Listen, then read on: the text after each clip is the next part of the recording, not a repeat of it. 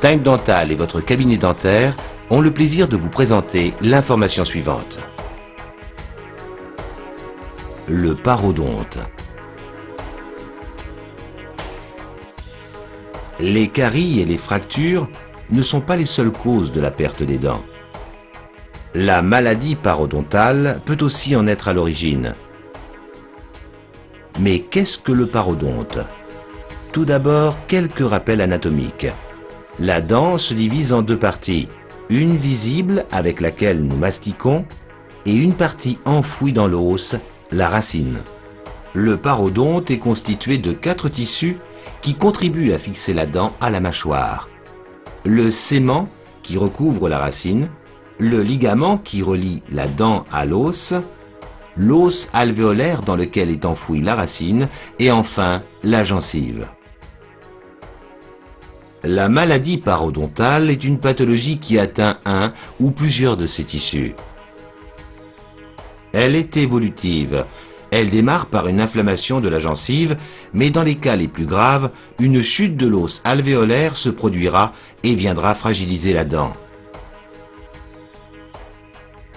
Mais quels sont les symptômes de cette maladie parodontale? Tout d'abord, la gencive devient plus rouge, gonflée avec un aspect vernissé. Un saignement accompagne souvent cette inflammation. La gencive a tendance à remonter le long de la dent. Le patient parle alors le plus souvent de dents qui se déchaussent. Une mauvaise haleine y est souvent associée. Une sensibilité au chaud ou au froid peut aussi apparaître. Dans certains cas, on peut observer une petite suppuration. Il va de soi que cette destruction des tissus environnants va entraîner à terme des déplacements des dents et qu'à ce stade, on trouvera des dents mobiles et des bourrages alimentaires.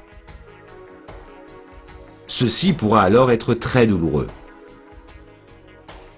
Mais pourquoi la maladie parodontale?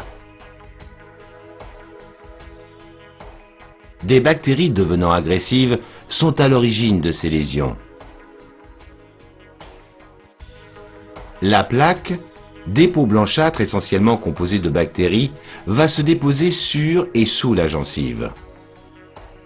Si le brossage ne l'élimine pas régulièrement, cette plaque au contact de la salive va se minéraliser et se transformer en tartre.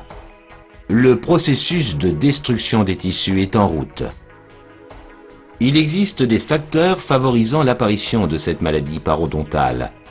Le stress, la dépression, le tabagisme, l'éthylisme ainsi que certaines maladies générales comme le diabète ou le sida. Les antécédents familiaux sont aussi à prendre en compte. Mais que peut-on faire, docteur? Le traitement de la maladie parodontale va être en fonction de son degré d'évolution. Pour déterminer la gravité, le praticien va réaliser un bilan qui va associer un examen et un bilan radiologique. Une fois le diagnostic posé, il va élaborer un plan de traitement qui va avoir pour objectif d'arrêter la progression et de prévenir la récidive. Dans certains cas, un contrôle de la plaque bactérienne et un détartrage suffiront. Mais si cela est nécessaire, le praticien peut aussi envisager une chirurgie parodontale. Que faut-il faire pour éviter cela? Une règle de base, éliminer la plaque bactérienne. Pour mener cette guerre, il faut d'abord la localiser. Le révélateur de plaque va nous y aider. Il s'agit d'un comprimé que le patient va laisser fondre dans la bouche et qui colore la plaque. Il va ainsi mettre en évidence les carences du brossage et permettre de le corriger. Pour éliminer cette plaque, le patient dispose de nombreuses armes. On peut citer la brosse à dents, les brossettes, le fil dentaire, les pâtes dentifrice, les bains de bouche, les hydropulseurs aussi appelés jets dentaires. Mais pour conclure, il est important de rappeler une règle de base. l'arme absolue pour gagner la bataille de la plaque dentaire reste la motivation sans faille du patient. Time Dental et votre cabinet dentaire vous remercient de votre attention.